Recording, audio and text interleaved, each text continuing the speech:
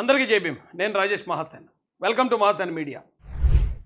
ఈ ఎవరైతే Johnny master నన్ను వేధించాడు, నన్ను రకరకాలుగా టార్చర్ చేశాడన్న అమ్మాయి వీరితో పాటు ఒక కొరియోగ్రాఫర్ అట, కొరియోగ్రాఫర్ అంటే వీరితో పాటు చేసే కొరియోగ్రాఫర్ ఒక లేడీ, ఆవిడ ఒక ఇంటర్వ్యూ ఇచ్చారు ఒక ఛానల్కి, తెలుగు పాపులర్ అది సంథింగ్ చిన్న ఛానల్. కానీ జానీ మాస్టర్ నేరస్తుడు అని చెప్పడానికి TV9 లాంటి చాలా పెద్ద పెద్ద సంస్థలు ఉన్నాయి. ఈ రోజున ఆంధ్రప్రదేశ్ మొత్తానికి జానీ మాస్టర్ని ఒక నేరస్తుడిగా, ఒక రేపిస్ట్గా ఆల్రెడీ ఆల్మోస్ట్ శిక్ష అయితే పడిపోయింది. ఇప్పుడు మనం అనుకుంటామండి, కేసు నమోదయ్యాక వాద ప్రతివాదాలు విని ఎప్పుడో 2-3 సంవత్సరాలకు ఎప్పుడో కోర్టు శిక్ష విధింతుంది. కానీ అంతకన్నా ముందే మీడియా శిక్షించేద్దండి. ఒక సెక్టార్ మీడియాకి నచ్చనోడు ఎవడన్నా ఉంటే ముందు వాళ్ళు శిక్షించేస్తారు, వాడు బతుకు మొత్తం బస్ స్టాండ్ చేసేస్తారు. అప్పటి వరకు కోర్టు శిక్షించేదాకా అక్కర్లేదండి, ఈలోపు వీడు బతుకు నాశనం అయిపోయి రోడ్డు మీదకి వచ్చేస్తాడు. ఎందుకంటే నేను అనుభవించాను, అనుభవపూర్వకంగా చెప్తున్నాను. నేను అతను చేసిన తప్పలు ఏముందో చెప్పడానికి ఇప్పుడు సాటి కొరియోగ్రాఫర్ ఇంకో మహిళ రెడీగా ఉన్నారు. జానీ మాస్టర్ ఏం చేశాడు ఏంటని మీకు నాకు తెలియదు కదా. మనకేమైనా జానీ మనకేమైనా ఫ్రెండా? మన దగ్గరుండి చూసామా? ఏం కాదు కదా. ఆ చూసిన వాళ్ళు చెప్తారు, చూద్దరిగానే ఉండండి. ఈవిడ డ్యాన్స్ మాస్టర్ కస్తూరి గారు అటండి, తెలుగు పాపులర్ టీవీ వాళ్ళు ఇంటర్వ్యూ చేశారు. కానీ ఇలాంటి వీడియోలు ఎక్కువ వెళ్ళవు. TV9 లాంటి సంస్థ దుష్ప్రచారం చేస్తూ ఉంటే ఈ చిన్న చిన్న మీడియాలు చేసేది ఎలా వెళ్తుంది? చాలా మంచి ఇంటర్వ్యూ చేశారండి. నమస్తే మ్యామ్. నమస్తే. ఇప్పుడు జానీ మాస్టర్ గురించి బయట ఇష్యూ జరుగుతుంది కదా మ్యామ్, దాని మీద ఒపీనియన్ ఏంటి? నాకు తెలిసి రూమరే అంటానండి. ఏదన్నా కూడా ఇప్పుడు ఏదైతే కంప్లైంట్ తన మీద అయితే ఆరోపణ జరుగుతుందో అదైతే నాకు తెలిసి, అంటే నాకు అతను వ్యక్తిగతంగా తెలిసినా కూడా, వాళ్ళ ఫ్యామిలీ తెలిసినా కూడా, కంప్లైంట్ ఇచ్చిన అమ్మాయి గానీ మాస్టర్ గానీ మంచి పరిచయాలు ఉన్నాయి, తను అసిస్టెంట్ గా చేసింది. సో ఇది అది ఎందుకు జరిగింది అనేది వాళ్ళిద్దరు మాట్లాడితే వాళ్ళ మాటలలో గానీ చెప్పలేము. ఇది మాత్రం వాస్తవం అయితే నేను అనుకోవట్లేదు. ఇది it's my opinion. Jani master గారు మీకు ఎప్పటి నుంచి పరిచయం ఉన్నారు మేడం? ఆల్మోస్ట్ ఒక 20 years. అంటే ఈ 20 years లో ఏ రోజు సార్ మీతో అంటే మీతో అనే కాదు, జనరల్ గా వర్క్ ప్లేస్ లో లేదు, అసలు ఎవరితో కూడా లేదండి, లేదు. మిస్బిహేవ్ చేయడు, క్లోజ్ గా ఉంటాడు, అందరితో క్లోజ్ గా మూవ్ అవుతాడు అనమాట. ఓకే. అంటే ఇప్పుడు ఈ అమ్మాయి ఇలా ఎందుకు స్ప్రెడ్ చేస్తుందంట మీ ఒపీనియన్? అసలు ఇప్పటికీ మాకే అర్థం కావట్లేదు, ఎవరికి అర్థం కావట్లేదు. $1 million క్వశ్చన్ అనమాట ఇది. ఒకవేళ సపోజ్ ఎవరికైనా జరిగింది అనుకోండి, ఇప్పుడు ఎన్నో ఇయర్స్ ముందు చెప్పాలి, ఎప్పుడు జరిగింది, ఇప్పుడు అప్పుడైతే చిన్న అమ్మాయి తెలియదు, భయపడింది అని ఏదో మాట్లాడుతున్నారు. సో ఇంత 4 years లో ఆ అమ్మాయి ఏమో ఏడుస్తూ ఇంట్లో కూర్చోలేదు, వర్క్ చేయకుండా లేదు. ఇప్పుడు ఒక అమ్మాయికి ఏదైనా జరిగింది అనుకోండి, సపోజ్ క్యారవాన్ లో అరిచి గోల పెట్టి తనకి నచ్చలేదు, తనకి ఇష్టం లేదు అనుకుందాం, అమ్మాయి ఎందుకంటే మీరు ఆడవాళ్ళు. నాకు ఒక పాయింట్ అండి, ఇప్పుడు 3 సంవత్సరాలు 4 సంవత్సరాలు రేపు జరుగుతుంది అనేది మనం ఏం కాదనలేము, ఎక్కడ జరగదని కాదు. కానీ అంత కంటిన్యూగా జరుగుతుంది అంటే కనుక ఎలా జరుగుతుంది అంటే, ఒక ఇంట్లో బంధించేసి 3-4 సంవత్సరాల నుంచి అసలు బయటికే రానివ్వకుండా దాడి జరుగుతుంది, లైంగిక దాడి. లేదా నిజంగా మొన్న ఒకటి చెప్పాను, గవర్నమెంట్ ఎంప్లాయీ ఉద్యోగం మానడానికి ఉండదు, మానితే కుటుంబం రోడ్డున పడిపోద్ది, లేని పరిస్థితుల్లో, చెప్పుకోలేని పరిస్థితుల్లో కూడా జరగచ్చు. కానీ ఇక్కడ ఒక కొరియోగ్రాఫర్, ఈయన కాకపోతే ఇంకో కొరియోగ్రాఫర్, ఇంకో శేఖర్ మాస్టర్ ఉన్నాడు, మరో మాస్టర్ ఉన్నాడు, మరో 4 మంది ఉన్నారు. ఇక్కడ కాకపోతే ఇంకో చోటు పోవచ్చు. కేవలం సంపాదన కోసం అయితే ఒక ఆడపిల్ల తన శీలాన్ని పణంగా పెడుతుందని నేను సచ్చినా నమ్మను. ఎవరు చెప్పినా కూడా, ఏ కూడా ఇంటర్నేషనల్ కోర్టు చెప్పినా కూడా నేను నమ్మను. డబ్బుల కోసం, ఆదాయం కోసం రేపు జరుగుతున్నా సరే అక్కడ సహిస్తూ రేపు చేయించుకుందంటే చచ్చినా నమ్మను నేను. ఆడవాళ్ళ గురించి ఇలా ఎందుకు మాట్లాడుతున్నారు అని ఎవరు అడగకూడదు.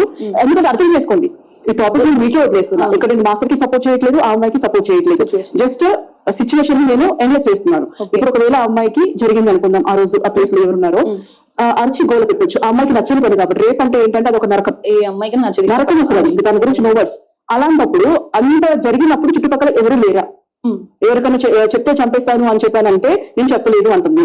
ఇప్పుడు దానికి అనుకుందాము, ఇప్పుడు నువ్వు వెళ్ళి ఇక్కడ దూకేసాయి, లేదు నువ్వు అక్కడికి వెళ్ళి ఇది ఒక పని చేయి, లేకపోతే నేను చంపేస్తానంటే చేసే అమ్మాయినా అనుకుందాం. జస్ట్ మనం వాస్తవాలు మాట్లాడుకుందాము. చంపేశాడు కాబట్టి నేను ఈ విషయం బయట పెట్టలేదు నువ్వు అనుకుంటుంది. సరే నేను చంపేస్తాను, ఈ విషయం బయట పెడితే ఇండస్ట్రీలో బయట లేదు అని అంటే ఇంకేదైనా చేస్తావా?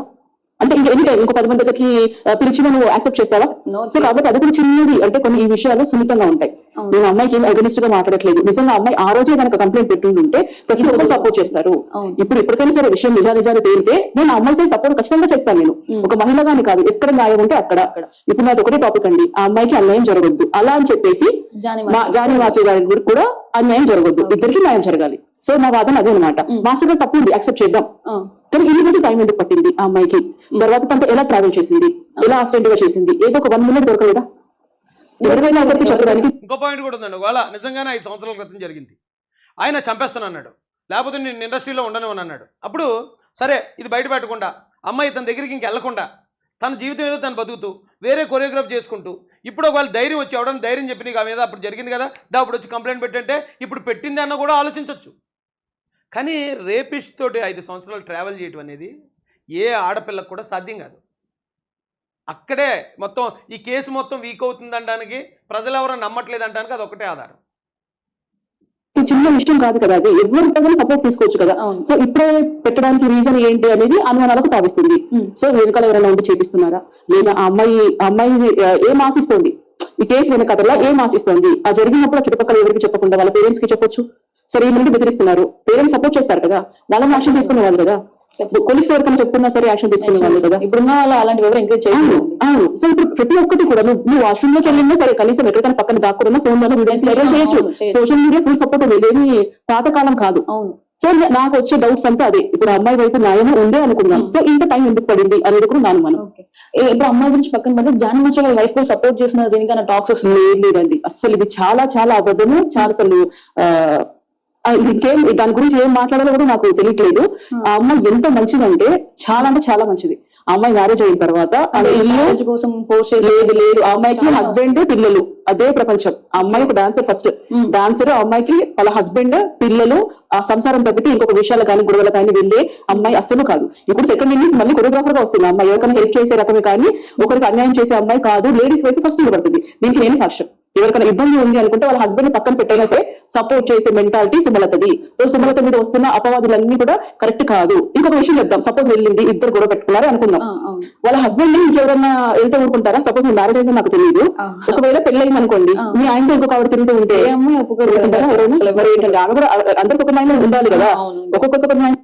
ఇందా నేను చెప్పిన పాయింటే ఇప్పుడు మేడం కూడా చెప్పారు. ఒక భార్య ఒక మహిళ మీద దాడి చేసింది అంటే నా భర్త దగ్గరికి ఎందుకు రావట్లేదని దాడి చేయదు, నా భర్తతో ఎందుకు తిరుగుతున్నావు అని మాత్రమే దాడి చేస్తారు. బేసిక్ పాయింట్ అండి అది. వాళ్ళు నేర్చుకోవడం ఎలాంటిదో ఇది కూడా అంత బేసిక్ పాయింట్ ఇది. కానీ టీవీ 9 వాళ్ళు నా భర్త దగ్గరకు నువ్వు ఎందుకు రావట్లేదని దాడి చేసిందని చెప్తున్నారు. అయ్యమ్మ, అంతకన్నా దారుణం ఎక్కడ ఉందండి. ఇంకా దేవుడు చాలా బాగా మాట్లాడారు. ఇంకా మొత్తం వీడియో అంతా చూపించడం ఎందుకు. కానీ వాళ్ళ గురించి తెలిసిన వ్యక్తులు నిజంగానే అమ్మాయికి అన్యాయం జరుగుంటే అమ్మాయితో కో-స్టార్స్ కొరియోగ్రాఫర్స్ ఉంటారు. వాళ్ళందరూ ఈ పాటికి బయటకు వచ్చేసి జానీ మాస్టర్ ఇలాంటి వమనైజర్ అండి అదండి ఇదండి అని చెప్పుండాలి. కానీ అమ్మాయి తరపున ఇంకా ఒక్కరు కూడా బయట రాలేదు. నిజానికి పాపం అమ్మాయి కూడా బయటికి రాలేదు. అమ్మాయి కూడా బయటకు వచ్చి నా మీద ఎలా జరిగింది అది ఇలా మాస్క్ వేసుకుని లేనిపోయిన ఆరోపణలు అవి ఇవి ఏం చేయట్లేదు. దీని వెనకాతల ఒక పెద్ద శక్తులు ఉండి దీన్ని ముందుకు నడిపిస్తున్నారు తప్ప వాస్తవానికి అక్కడ అంత సినిమా లేదండి. అంత పెద్ద కేసు కాదు ఇది. మ్యూచువల్ అండర్స్టాండింగ్ అని ఈమె అన్నారు, అయితే అయి ఉండొచ్చు, కాకపోతే కాకపోయి ఉండొచ్చు. అండర్స్టాండింగ్స్ అనేది సినీ ఫీల్డ్లో ఒకటే జరుగుతాయని ఏం కాదు, ప్రతి చోట ఉంటాయి అండర్స్టాండింగ్స్. ఎక్కడ ఉండవు అండర్స్టాండింగ్స్? అలాగే సినీ ఫీల్డ్ మీద బ్లేమ్ చేయడానికి కొద్దిమంది ప్రయత్నిస్తున్నారు. ఏదేమైనా కానీ ఈ కేసు విషయంలో మాత్రం ఈ టీవీ 9 లాంటి పెద్ద మీడియా చాలా పర్సనల్గా తీసుకుంది. దానికి కారణాలు ఏంటనేది బయటికి రావాల్సి ఉంది. జానీ మాస్టర్కి అతను చేసిన తప్పు కేవలం భార్యని చీట్ చేయటం, మరొక అమ్మాయితోటి ఎఫ్ఐఆర్ పెట్టుకోవడం మాత్రమే. అక్కడి వరకు అతను శిక్షించవచ్చు. ఆ కేసుకి మాత్రం అతను శిక్ష పడాలి. కానీ దాన్ని రేప్ నుంచి మైనర్ రేప్గా ఇంతంత పెద్ద చేయటం దారుణంగా మన కళ్ళ ముందు సినిమాలో జరుగుతాయండి. ఇలాంటి మన కళ్ళ ముందు ఇంత దారుణాలు జరుగుతున్నాయి.